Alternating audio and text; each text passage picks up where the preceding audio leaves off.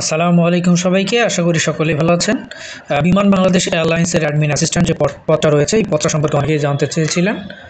So আমাদের আজকের ভিডিওর মাধ্যমে আমরা বিমান বাংলাদেশ এয়ারলাইন্সের অ্যাডমিন অ্যাসিস্ট্যান্টের কাজ, বেতন, এটার প্রমোশন এবং সুযোগ সুবিধা সহ এটার পরীক্ষা পদ্ধতি নিয়ে আলোচনা করব। আমাদের চ্যানেলটিতে নতুন হয়ে থাকলে অবশ্যই সাবস্ক্রাইব করবেন। বিমান বাংলাদেশ এয়ারলাইন্সের ground service assistant, account assistant যে পদগুলো রয়েছে, এই পদগুলোর ভিডিও কিন্তু আমাদের চ্যানেলে রয়েছে, আপনারা দেখে নিতে পারেন। সো অ্যাডমিন অ্যাসিস্ট্যান্ট যে পদ, সে পদটা সম্পর্কে আপনারা বুঝতেই পারছেন।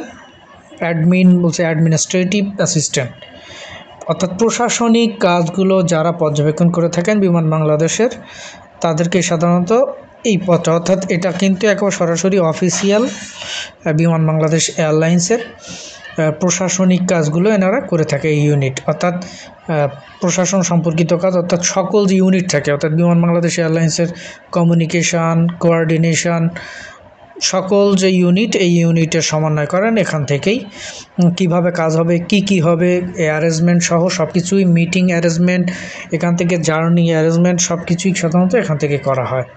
সো এটার বেতন এবং সুবিধার কথা বলতে আসলে, এটা হচ্ছে কিন্তু অন্য যে চাকরিগুলো রয়েছে, অর্থাৎ গ্রাউন্ড সার্ভিস অ্যাসিস্ট্যান্ট, এটা কিন্তু আপনার শিফটের কাজ হয়ে থাকে। অর্থাৎ আপনার দিনের 8 ঘন্টা করে 24 ঘন্টা তিনটা মানে শিফটে চাকরিটা হয়ে থাকে, অর্থাৎ রাতের শিফটেও কিন্তু ওই চাকরিগুলোতে আপনাকে থাকতে হয়। কিন্তু এটা কিন্তু অ্যাডমিনিস্ট্রেটিভ, এখানে কিন্তু শিফটের জব নেই, অর্থাৎ শুক্র শনিবার আপনি ছুটি পাবেন।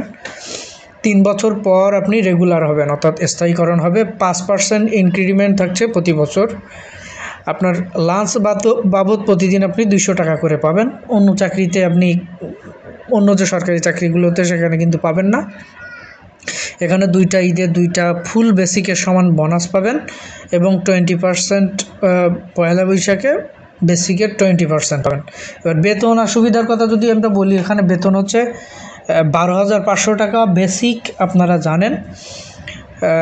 এখানে বাড়ি ভাড়া পাবেন মূল বেতনের 60%, 1500 টাকা চিকিৎসা ভাতা প্রতি মাসেই, এর পাশাপাশি 200 টাকা লাঞ্চের প্রতিদিন।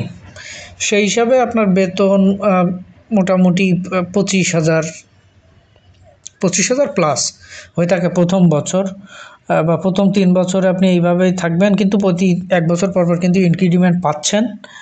এর পাশাপাশি 3 বছর পরে আপনি প্রমোশন পাবেন, তখন কিন্তু আপনার বেতনের স্কেল বেড়ে যাবে এবং মোটামুটি 30 থেকে 35,000 প্লাস আপনার ওভারঅল বেতন হয়ে যাবে। 3 বছর পরে 33,000 প্লাস বেতন পাবেন। এর ভিতরে যদি ইনক্রিমেন্ট তো আছেই।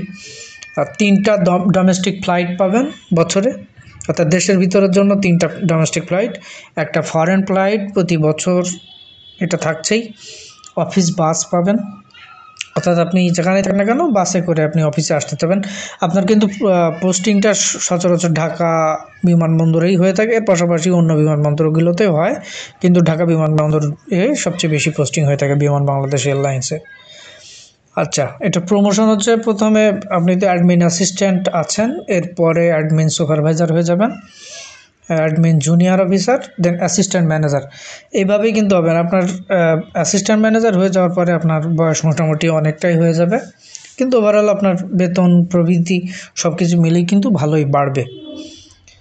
আচ্ছা, এইবার হচ্ছে আসেন, এটার পরীক্ষা পদ্ধতি হচ্ছে MCQ, দেন রিটার্ন হবে এবং ভাইবা। আমাদের চ্যানেলটিতে কিন্তু এটার MCQ, রিটার্ন সব কিছু বিষয় রয়েছে এবং এটার বই, কোন বই পড়বেন সে বিষয়েও ধারণা রয়েছে। আমাদের পূর্ববর্তী যে ভিডিওগুলো রয়েছে, এটা আমরা ডেসক্রিপশন বক্সে দিয়ে দেবো লিঙ্ক, আপনারা সেখান থেকে দেখে নিতে পারবেন। অর্থাৎ MCQ, রিটার্ন এবং ভাইবা ওভারঅল প্রস্তুতি সম্পর্কে জানতে পারবেন। কেমন প্রশ্ন আসে, কী প্রশ্ন আসে, কত মার্কসের হয়ে থাকে এবং এটা কোন বই থেকে প্রিপারেশান নেবেন, এটাও জানতে পারবেন আশা করি।